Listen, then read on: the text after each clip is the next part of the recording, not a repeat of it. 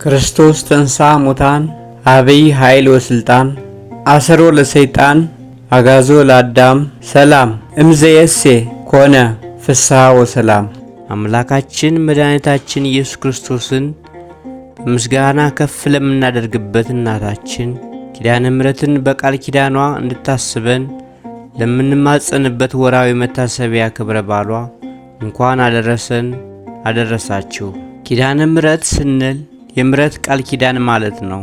በዚህ ውስጥም ምሕረት አድራጊው ጌታችን መድኃኒታችን ኢየሱስ ክርስቶስ ሲሆን ምሕረት ተቀባይም መላው የአዳም ዘር ነው።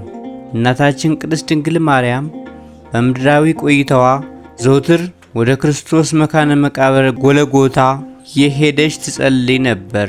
ልጇና ወዳጇ ጌታችን መድኃኒታችን ኢየሱስ ክርስቶስ ያደረገችውን ልመናና ጸሎት ተመልክቶና ሰምቶ የምሕረት ቃል ኪዳን ሰጣት። እንኳን የእናቱን ጸሎትና ልመና ቀርቶ ዘውትር በኃጢአት የምንዘፈቀውን እኛን ክፉዎችን የሚሰማ አምላክ ስለ አንቺ ስለ እናቴ ክብርና ጸጋ ስል ይሄው ቃሌ ብሎ ቃል ኪዳን አደረገ። ስሟን ለሚጠሩ በእርሷ አማላጅነት ለሚተማመኑ በምድር በረከትን በሰማይ የዘላለም መንግሥት እንደሚወርሱ የምሕረትና የቸርነት ቃል ኪዳን ሰጥቷታል። ሞታችን በሞቱ ለሻረ ለትንሣኤው ጌታ ለመድኃኒታችን ለኢየሱስ ክርስቶስ ክብር ምስጋና ይሁን፣ አሜን።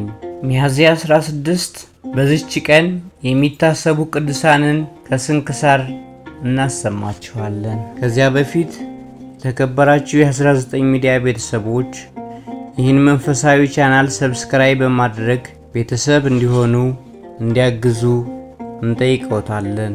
በአርማ አገር ኤጲስቆጶስ አንቲቦስ አንድ አምላክ በሚሆን በአብ በወልድ በመንፈስ ቅዱስ ሚያዝያ 16 በዚች ቀን የአርማ አገር ኤጲስቆጶስ ቅዱስ አንቲቦስ በሰማዕትነት አረፈ። እርሱም የመለኮትን ነገር ለሚናገር ለወንጌላዊ ዮሐንስ ረድኡ ነው። እርሱም ከአይሁድ ወገን በግዛቱ ውስጥ አንድ ሰው የሚታይ እስካልሆነ ድረስ አይሁድን ያጠፋቸውና ኢየሩሳሌምን ባፈረሳት በአስባስያኖስ ልጅ በግማትያኖስ ዘመን ነበር። ከእስራኤል መንግሥት ትውልድ ያላቸውንም ብዙዎችን ገደላቸው። መንግሥቱንና ለራሱ ስለፈራ ነው። የክብር ባለቤት ክርስቶስ አምላካቸውና ንጉሣቸው ድል አድራጊና እርሱም ወገኖቹ እንደሆኑ ክርስቲያኖች ይናገራሉና፣ ስለዚህ ከአማንያን ብዙዎችን ገደለ። ወንጌላዊ ዮሐንስም ከእርሱ ሸሸ። የዮሴፍ ልጅ በሮሜ ከተማ ታስሮ ሳለ ወደ ኢየሩሳሌም ጭፍራ ልኮ የይሁዳን ተወላጆች ወደ እርሱ አስመጣቸው። የክብር ባለቤት ስለሆነ ክርስቶስ መንግሥት በጠበቃቸው ጊዜ ክርስቶስ ሰማያዊ ንጉሥና በሰማያት የሚኖር እንደሆነ በሕያዋን በሙታን ሊፈርድ ለሁሉም እንደየሥራው ሊከፍላቸው ዳግመኛ ይመጣ ዘንድ እንዳለው አስረዱት። ይህንም ሰምቶ እጅግ ፈራ። ክርስቲያኖችንም ማሰቃየቱን ተዋቸው። ቅዱስ አንቲቦስን ግን የክብር ባለቤት ክርስቶስን ሊያስክደው ሽቶ ጽኑ ስቃይን አሰቃየው። እርሱም በስቃዩ ውስጥ በመታመን ጸና። ከዚህም በኋላ ከናስ በተሠራ በላመ ፈጅ ጋን ውስጥ አደረገው። ከበታቹ እሳትን አነደዱ።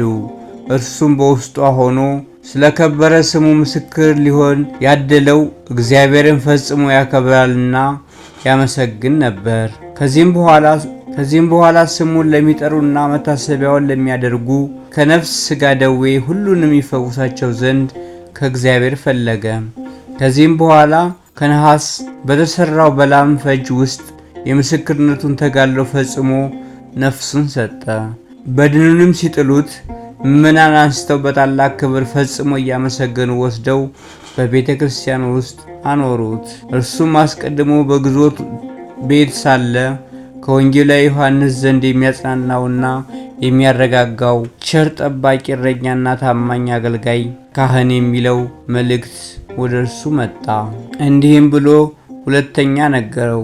በሰማዕትነት እንደሚሞት እንደ አንተ ከከበሩ ሐዋርያትና ከሰማዕታት ጋር ትቆጠራለህ።